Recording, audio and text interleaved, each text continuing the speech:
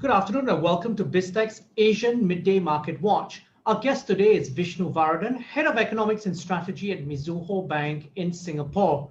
Vishnu, great to have you on the show. Always good to be here, Brian. Now, we've got a couple of markets that are closed today, Vishnu. It's Australia, China, and Hong Kong. Now, what is the reason? What are the holidays today? Well, you've got the, depending on how you want to look at it, whether it's a dumpling or the dragon boat, you've got the holidays and the closures, but you also have got markets that are undecided, I think. On one hand, some are passing this off as quiet holiday markets, looking for direction and hence exercising caution. On the other, you also have a very interesting mix where you've got softer US Treasury yields that usually correspond to risk on, but a little bit of a buyback in the US dollar, which is keeping, I think, markets a little bit edgier because particularly in the run-up to the FOMC, it's highlighting all the tensions there and the uncertainty that comes with it.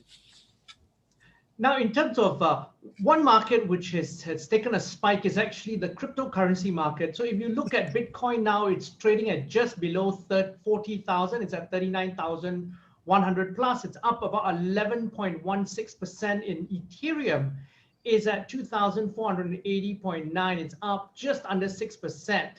Now, obviously, that's caused by the Elon Musk tweet once again. But what is your view on Bitcoin? What do you advise your clients as Mizuho Bank to do in terms of Bitcoin? What's the Bitcoin strategy? Well, strictly speaking, we do not advise clients on Bitcoins per se, but our view of it is that the approach to it really depends on risk appetite. I mean, clearly, it is a very volatile. It's a very volatile item.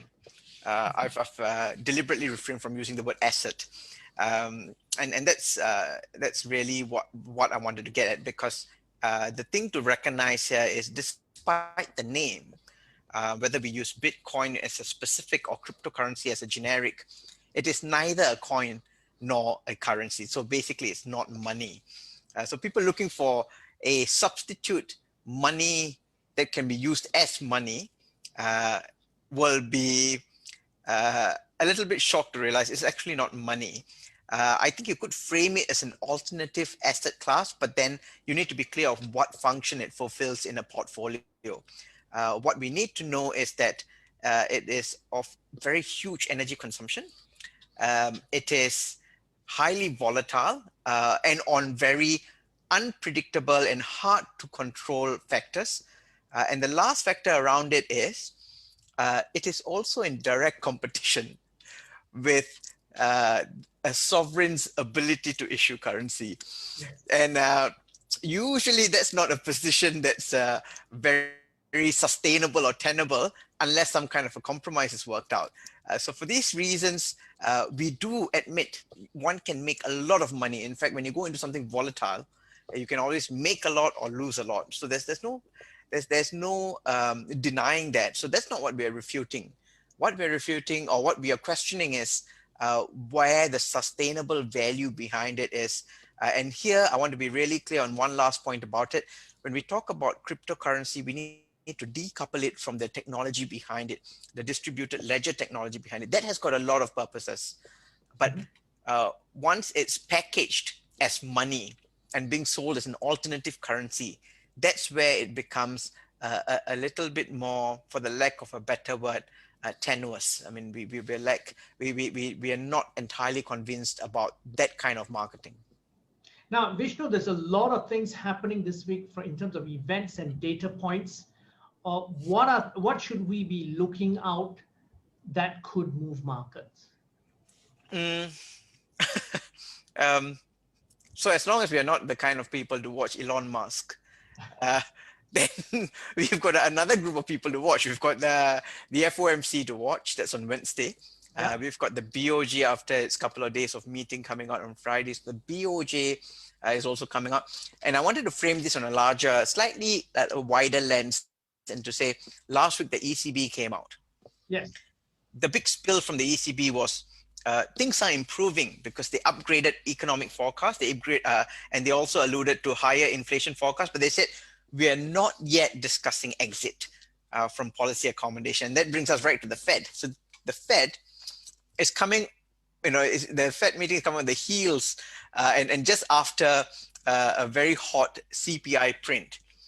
How Yes. the Fed messages around this, and whether or not there's a shift to the dot plot. So earlier, if you remember, the dot plot suggested the Fed as a collective did not see any rate hikes right through 2023. So markets will be looking for two things. They'll be looking for to see whether the dot plot change, have they brought forward some of those expectations? And key in here is whether they sense that the Fed is turning somewhat more state dependent, more emphatically so, and that would be actually that would actually be central bank speak for saying we could move on taper sooner than expected. But what we know for sure is that the Fed would not want to shock markets, so they're not going to mention taper, as it were, at this point. We think it's something that might happen later in the second half of this year or early next year, but I don't think they're going to jump the gun on this one.